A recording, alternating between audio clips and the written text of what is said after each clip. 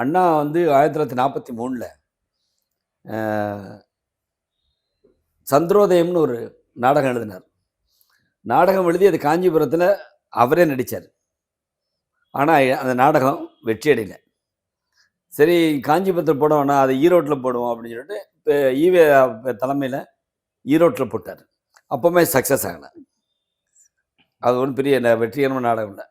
ஆனால் 1945ல் அண்ணா எழுத இந்து கண்ட சாம்ராஜ்யம், இந்து கண்ட ராஜ்யம் அப்படிங்கிற நாடகத்தில் சிவாஜி கணேசன் நடித்த பிறகு தான் தீக்கான்னு ஒரு கட்சி இருக்குது, அது வந்து பகுத்தறிவு கொள்கைகளை மக்கள் மத்தியில் பரப்புறதுக்கு தயாராக இருக்குது அப்படிங்கிற ஒரு விழிப்புணர்வு அந்த டைலாக்ல வந்துச்சு.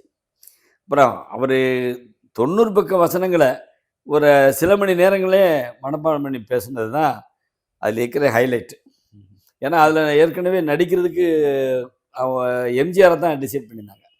எம்ஜிஆர் வந்து அந்த பக்கங்களும் அவர் ஜாஸ்தியாக ஃபீல் பண்ணார். சில கருத்துக்களை எம்ஜிஆர் மாற்ற சொன்னார். அது வந்து அவங்க அண்ணன் சக்கரபாணி வந்து, அண்ணா எழுதின நாடகத்தை நீ திருத்துற மாதிரி இருந்தால் நீ இந்த நாடகத்தில் நடிக்க வேண்டாம்.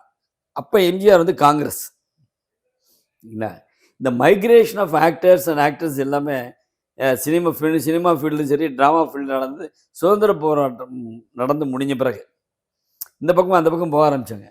அதில் எம்ஜிஆர் வந்து காங்கிரஸில் இருந்து தான் திமுக பக்கம் வந்தார். சிவாஜி ஆரம்பத்துலேருந்தே திமுக தான் இருந்தார். அப்போவும் அவர் தன்னை வந்து பெரிய அரசியல்வாதியாக காமிச்சிக்கல. அவர் பிற்காலத்தில் வந்து அவர் தனி கட்சி ஆரம்பிக்க வேண்டிய சூழ்நிலை சுற்றி இருக்கிறனால ஏற்பட்டது. ஆனால் அவருக்கு வந்து அவங்க ஃபாதர் வந்து ஃப்ரீடம் ஃபைட்டர், அதனால் அவர் காங்கிரஸ் தான் ஈடுபாடு இருந்தது. அது ஜவஹர்லால் நேருவெல்லாம் ரொம்ப மரியாதை கொடுத்தாரு. அதுக்கப்புறம் அந்த இந்திரா காந்தி அம்மாட்ட ரொம்ப நெருக்கமாக பழகினார். அப்படி இருந்துச்சு. அதனால் கட்சி அரசியலில் வந்து அவர்